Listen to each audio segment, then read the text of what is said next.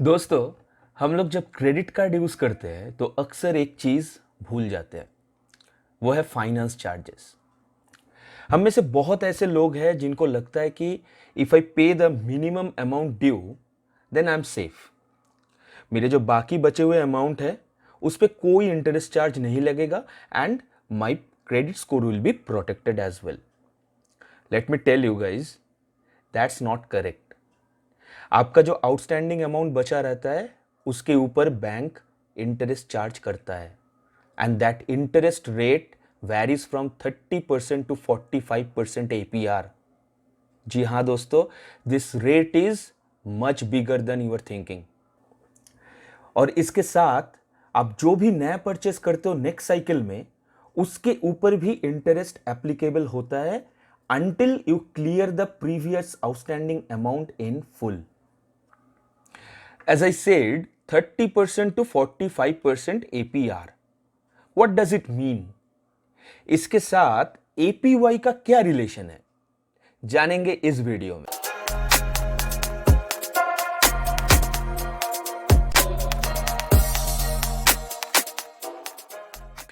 मेरा नाम है कौस्तभ और आप देख रहे हो grow money.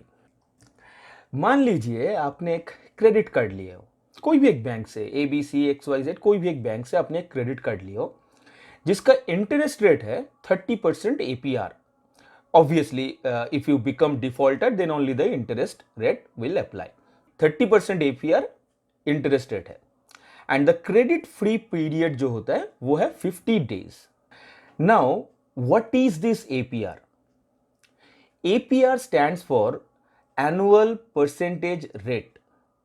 In simple terms, if 30% is your annual rate, then 2.5% will be your monthly rate. Simply divide by 12.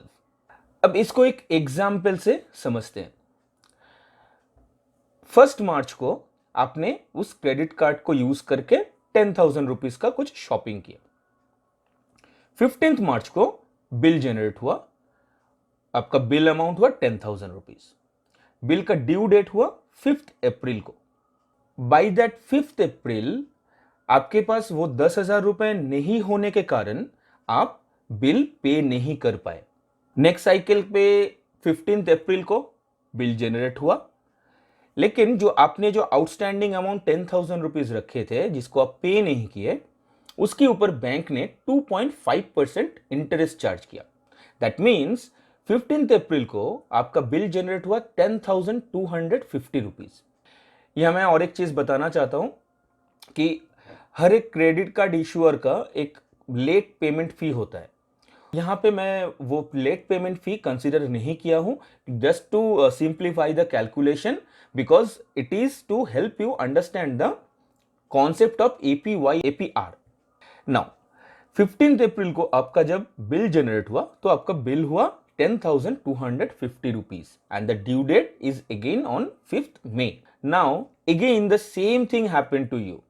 आपके पास वो 10,250 rupees नहीं था बाई 5th of May, आप पे नहीं कर पाए।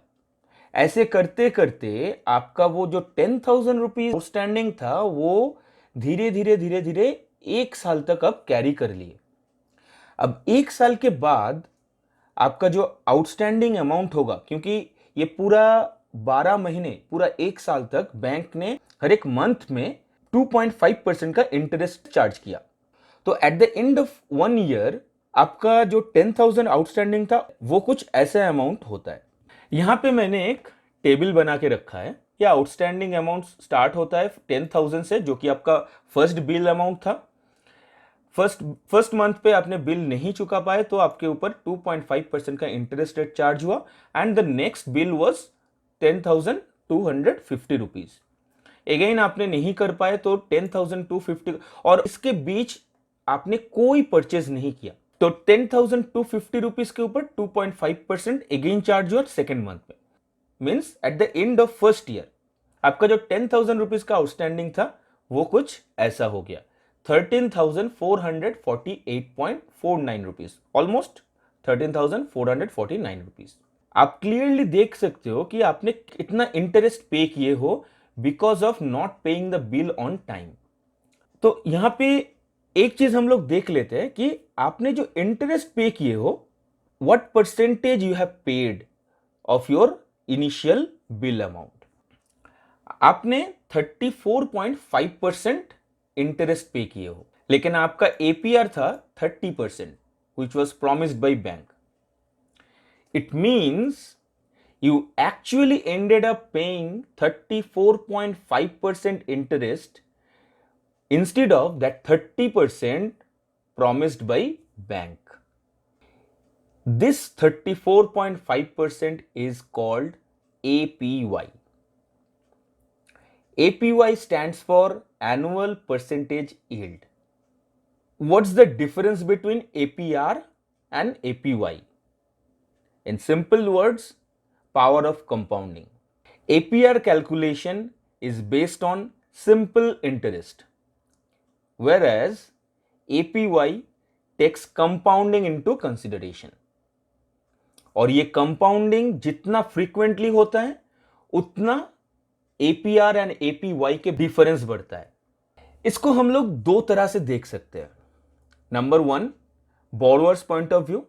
Number 2, lenders point of view. जब आप क्रेडिट कार्ड यूज करते हो, then you become the borrower and the credit card issuer bank हो सकता है, कोई फाइनेंशियल इंस्टीट्यूशन हो सकता है, दे बिकम द लेंडर।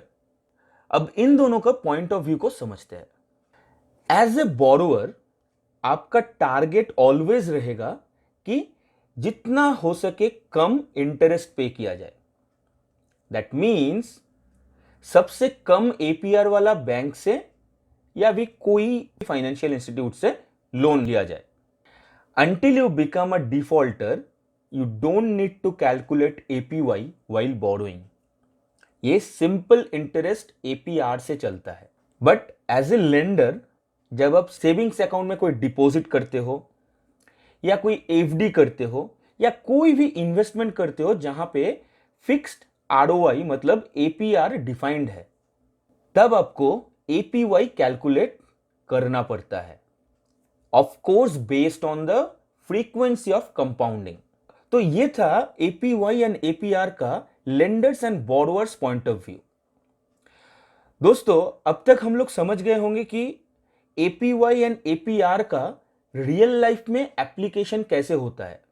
ये दोनों को ध्यान में रखते हुए कैसे लोन और इन्वेस्टमेंट को चूज कर सकते हैं हम लोग, और इससे हमें कैसे फायदा हो सकता है।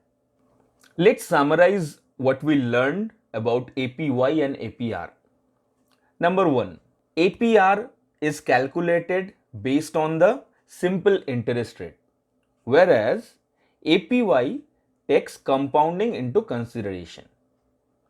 APR is annual percentage rate and APY is annual percentage yield. Number 2, the more frequently the interest compounds, the greater the difference between APY and APR. Number 3, investment companies generally advertise APY while lenders tout APR. ये line आपको internet में हर जगह मिल जाएगा, तो मैंने भी इसका कोई मॉडिफिकेशन नहीं किया। बट इस लाइन का मतलब क्या है? इस लाइन का मतलब है, जो इन्वेस्टमेंट कंपनीज है वो जब एडवर्टाइज करते हैं अपने कंपनीज का, that time they mention about APY to attract more customer. Why? Because if you get the return based on APY, of course it will be the bigger return than APR. So to attract customers, they always advertise APY. At the same time, lenders always advertise or try to sell through APR, because they also try to attract the customer through APR, because if they calculate the interest through APR, then customer has to pay lesser interest compared to APY. So generally customers will be attracted towards APR while borrowing money from the lenders. Number 4, आप कोई भी investment कर रहे हो, you always try to make that investment for long term. This is just to utilize the power of compounding.